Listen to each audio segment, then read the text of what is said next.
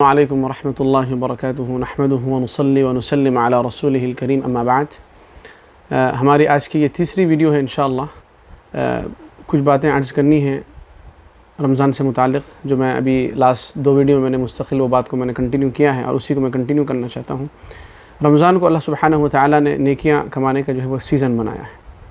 اور اس رمضان کے دو حصے، ایک حصہ ہے اپنے لیے ہے اور ایک حصہ اللہ کی مخلوق کے لیے ہے۔ جو اپنے لیے جو حصہ رمضان کا، اس میں ہمیں کچھ چیزیں ہیں جو کرنی ہے، یعنی ڈیلی بیسس پر، یعنی روزانہ کا ہمیں اس کا معمول بنانا چاہیے رمضان میں، اور وہ اپنی امپروومنٹ کے لیے ہے اور اپنی یعنی روح کو ترقی دلانے کے لیے ہے۔ اس میں ہے جیسے کہ یقیناً نوافل کو آپ کثرت سے پڑھیں، نمبر ایک۔ نمبر دو یہ ہے کہ تلاوت قرآن کا ویسے بھی اہتمام کرتے ہی ہم لوگ، اس تلاوت قرآن کو 3 حصوں میں ڈیوائڈ کریں، ایک پڑھنے کے لیے رکھیں اور ایک سننے کے لیے رکھیں اور ایک ترجمے کے ساتھ رکھیں۔ پھر تیسرا حصہ ذکر اور استغفار کا ہو، اور چوتھا حصہ جو ہمارے پاس جو تراویح اور تہجد کا موجود ہے یہ تو ہو گیا اپنے لیے، اپنی روح کو امپروو کرنے کے لیے۔ دوسرا جو حصہ ہے رمضان کا وہ ہے جو میرا آج کا موضوع ہے اور ٹاپک ہے، وہ ہے دوسروں کے لیے، یعنی مخلوق کے لیے۔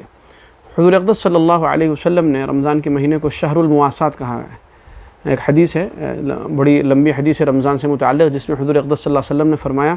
کہ شہر المواسات یہ غمخواری کا مہینہ ہے۔ اب اس مہینے کے اندر کافی لوگ جو ہیں اپنی وہ زکوٰۃ بھی نکالتے ہیں، اور ہونا بھی چاہیے کہ آپ اس مہینے کے اندر کوشش کریں کہ اپنی زکوٰۃ نکالیں۔ لیکن اس سے ہٹ کر جو بات عرض کرنی ہے کہ غمخواری کے مہینے سے متعلق یہ ہے کہ بہت سارے ایسے ضرورت مند لوگ اس مہینے میں موجود ہیں جن کے پاس صحیح سے رمضان میں افطار یا سحری کرنے کے مواقع میسر نہیں ہوتے ہیں۔ اسلام کے اندر، اور اگر آپ قرآن مجید کو دیکھیں،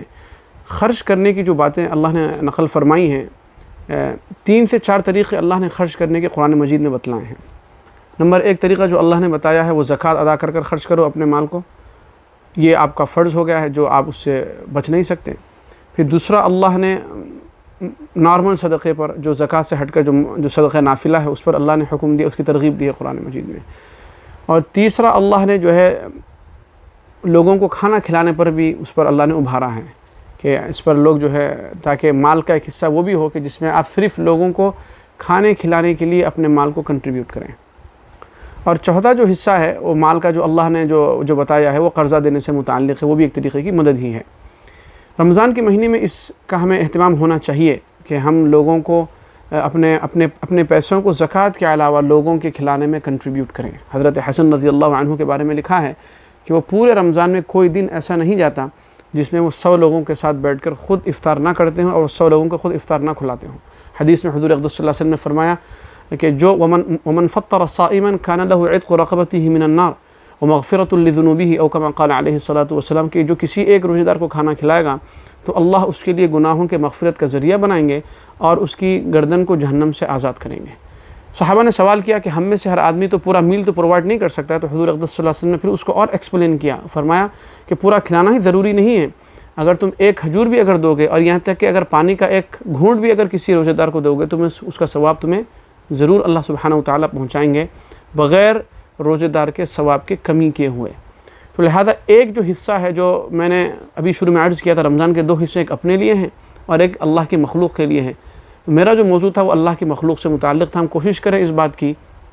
ویسے بھی کھلانے کی بھی بہت ساری قرآن مجید کے اندر جو ہے فضیلت ثابت ہے، اور حدیث میں خود حضور اقدس صلی اللہ علیہ وسلم نے ارشاد فرمایا۔ ایک آیت میں نقل کرنا چاہتا ہوں جس میں اللہ سبحانہ وتعالی ارشاد فرماتے ہیں کہ جب جہنم میں سقر، ایک جہنم کی ایک وادی کا نام ہے، یہ جہنم کی وادی اللہ نے 3 قسم کے لوگوں کے لیے تیار کی ہے۔ سورہ مدثر میں اللہ نے اس کو بیان فرمایا ہے کہ جب ان 3 قسم کے لوگوں کو اس سقر نامی وادی کی طرف لے جایا جائے گا تو فرشتے جو وہاں پر متعین ہیں وہ لوگ پوچھیں گے کس چیز نے تمہیں اس وادی کی طرف لے کر آیا ہے، ما سلککم فی سقر، کہ کس چیز نے تمہیں سقر نامی وادی کی طرف لے کر آئے، تو وہ کہیں گے قالوا لم نکن من المصلین، کہ ہم نماز نہیں پڑھتے تھے، ولم نکن نطعم المسکین، ہم مسکینوں کو کھانا نہیں کھلاتے تھے، وکننا نخوض مع الخائضین، اور جو بھی لوگ دین میں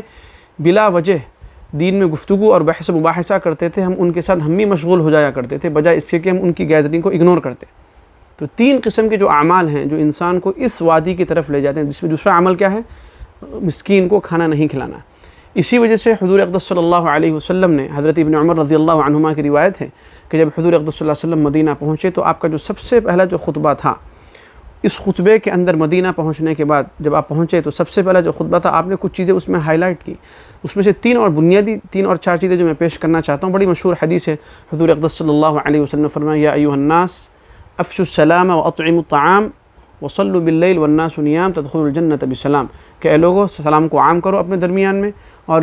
کھانا کھلاؤ اور تہجد کی نماز پڑھو جبکہ پوری دنیا سوئی ہوئی ہو, تم جنت میں سلامتی کے ساتھ داخل ہو جاؤ گے. ایک حدیث ہے حضرت انس بن مالک رضی اللہ عنہ سے مروی ہے. وہ فرماتے ہیں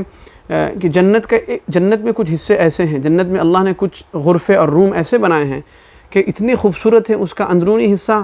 باہر سے نظر آتا ہے, جو لوگ اندر ہوتے ہیں ان کو باہر کا حصہ نظر آتا ہے.